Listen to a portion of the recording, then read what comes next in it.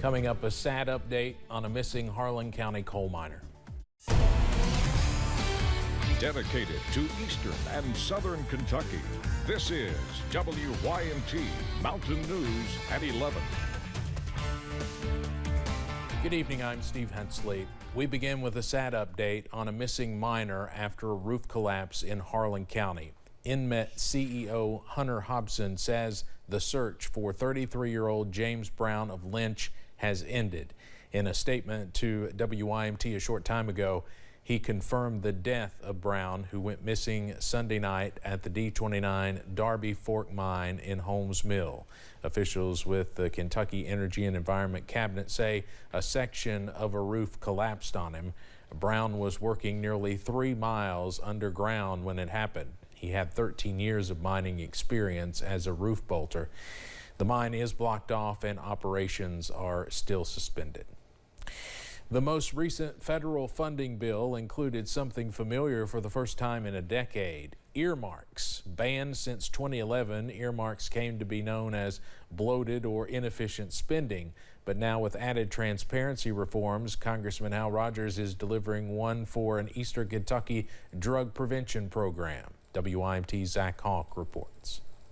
Heading into the year 2020, officials with Operation Unite felt optimistic about the trajectory of the drug epidemic in eastern and southern Kentucky. When people had to start isolating themselves, it seems like it reared its ugly head again. 2020 wound up being the worst year ever for overdose deaths in Kentucky. Operation Unite leaders say the isolation pushed people to drugs. It's made our prevention efforts that much more important.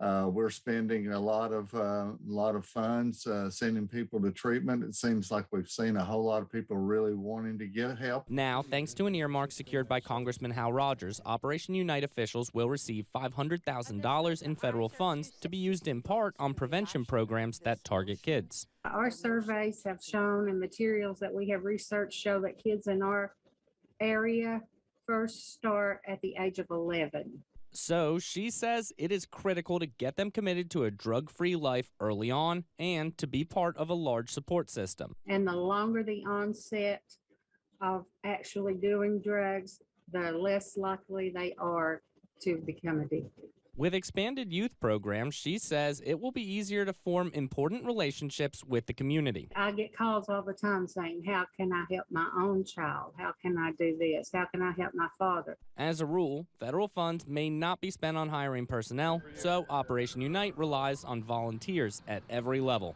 Zach Hawk, WYMT Mountain News. In addition to funding for Operation Unite, the federal legislation provides support for local, state, regional, and federal efforts to combat the opioid crisis.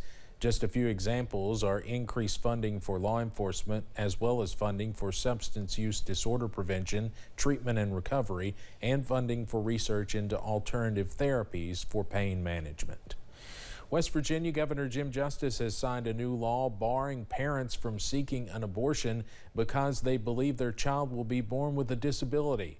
The Unborn Child with a Disability Protection and Education Act provides exemptions in the case of a medical emergency or in cases where a fetus is non-medically viable. It was one of the more controversial bills passed in West Virginia during their 2022 legislative session. Its supporters said it would help protect people with disabilities. Others say the proposal was just another tool to further limit abortion in West Virginia, which is currently barred after 20 weeks. House lawmakers here in Kentucky have voted to override Governor Beshear's veto on a bill that would cut jobless benefits. The governor said House Bill 4 would disproportionately impact communities in eastern and western Kentucky. The bill cuts unemployment benefits from 26 weeks to 12 weeks. The bill will now face an override vote in the Senate.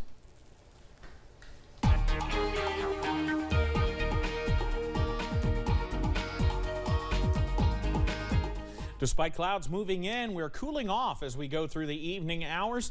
We'll continue to see clouds, though, move in overnight ahead of a chance of showers this time tomorrow night. Outside right now, high knob camera at UVA-wise. Can't see the stars, so it is a little bit cloudy outside. Low 50s at the moment. Downtown Whitesburg, all quiet here just past 11 o'clock. Into the low 50s at this hour. Around the region today, man, it was nice.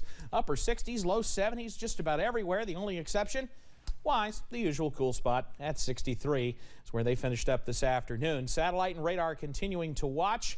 Those clouds overspread the region, but it's all dry. You have to go out to West Kentucky to run into any kind of shower activity. And then the big-time severe weather down towards the Ark-La-Tex, the Ark-La-Miss area, heading down that way as we head into tomorrow as well. For us, all quiet tonight, upper 30s as clouds remain on the increase. I'll have the very latest on when those showers look to move in coming up in just a few minutes. Steve? Evan, thank you. It's a sign-on bonus giving respiratory therapy students a big boost. Pikeville Medical Center is working with Big Sandy Community and Technical College, giving students in the program a $10,000 payment if they agree to work for the hospital after graduation. Emily Bennett spoke with students about the impact this makes in their lives. The demand is high. One's going to be bagging and one's going to be setting the ventilator. COVID-19 putting in perspective the importance of respiratory therapists. I think after this pandemic, you know, people kind of see that we do more than just breathing treatments. Respiratory therapy students at Big Sandy Community and Technical College, such as Sarah Vanover, Hannah Mayhorn, and Lakin Thompson, are getting a financial boost. It's a calm feeling. It's like a bunch of weight has lifted off of my shoulders. To increase the number of licensed respiratory therapists and keep students in the region, Pikeville Medical Center is offering students in the program a $10,000 payment if they agree to work for the hospital for 3 years. We wanted to take that stress off of the students and kind of give them an opportunity to focus on school and to focus on providing care to patients. Let me demonstrate for you. It's going to start them out in a place that they can be comfortable and they can actually start having income to build a life as opposed to having income to pay off loans. Not only do students receive $10,000, but when they graduate and obtain their license, they can walk out these doors and be guaranteed a job at PMC as a respiratory therapist. I can pay off just about all of my loans without even having to work yet, so that's just great for me. Like, I don't have to go into so much debt. The three will graduate this spring. Hannah has already started working at PMC as a student, along with Lakin. Actually already received my $10,000 bonus in the mail. And the financial impact has made Sarah decide to stay in the area. I was, set on just leaving and getting out of here. But then we done clinical at Pikeville and, the people were great there and I've learned a lot. So it just seemed best for me to start there. The opportunity creating a financial cushion they didn't think they'd have. Emily Bennett, WYMT Mountain News. So far, 6 students have taken the respiratory therapist educational agreement. We have more information on how to get involved on our website. An interim president is appointed at Big Sandy Community and Technical College. Dr. Telly Sellers currently serves as Associate Vice President of Technical Education at Jefferson Community and Technical College. He's been with Jefferson for more than 19 years. He begins his new role as interim president on April 11th. The Floyd County Sheriff's Department is investigating a murder and working with other agencies to find answers.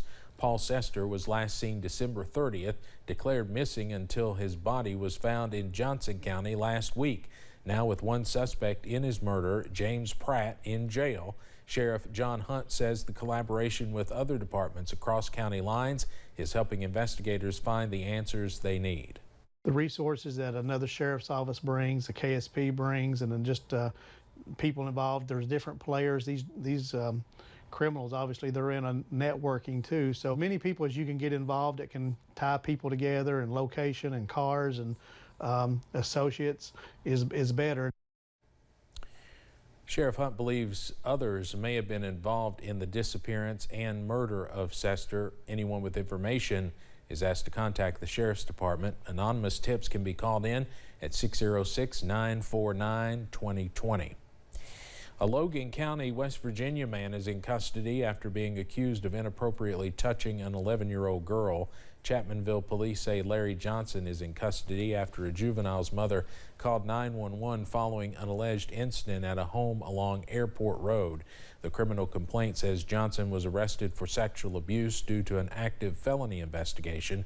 Deputies say they found Johnson highly intoxicated behind the wheel of a parked car at the Highland Memorial Gardens Cemetery. Not much is known about a burglary that happened at the Hazard ARH Physicians Building over the weekend. Hazard police say several items were stolen but did not provide specifics. James East, Chief Deputy for the Hazard Police Department, is leading the investigation.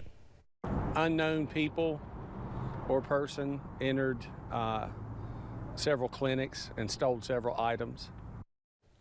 Paul Buda, the Executive Director of Security Operations at ARH, said there is no evidence at this time of a data or medical history breach. Georgetown police are warning the public of a new social media challenge that is leaving teens with marks. It's called the Orbeez Challenge, encouraging kids and teens to shoot their friends and strangers with frozen gel beads out of airsoft guns. Georgetown Police Assistant Chief Darren Allgood says they've had reports of teens even driving through neighborhoods, leaving behind all sorts of damage. You know, we've had car windows shot out, we've had, vehicles damaged and, other things like that so far.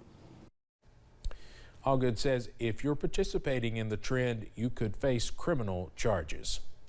More than 8 businesses are coming to Hazard's downtown, including Ready, Set, Play, Fulton Landscaping, East 76 Landscaping, 606 Soap Company, North Fork Inn, Vintage Delane Boutique, and Wild Bill's Sports Memorabilia and Cards. 2 other businesses, Francis's Diner and Coal Country Candles, are relocating downtown. Owner of Ready, Set, Play says he's anxious to open his doors. We've thought about doing this for a very long time, so I think that it's cool to kind of see our vision coming to light right now. Jones says he plans to have his business ready sometime in April. This is part of the city's ongoing downtown revitalization efforts. Coming up on Mountain News at 11, Dollywood is back for the season, and one popular show will be making its grand return. And as we usually see in late March, we got big changes on the way as we head deeper into the work week. I got the full details on the way next. Hey guys, Pap's got me in again. Do you have a fixer-upper?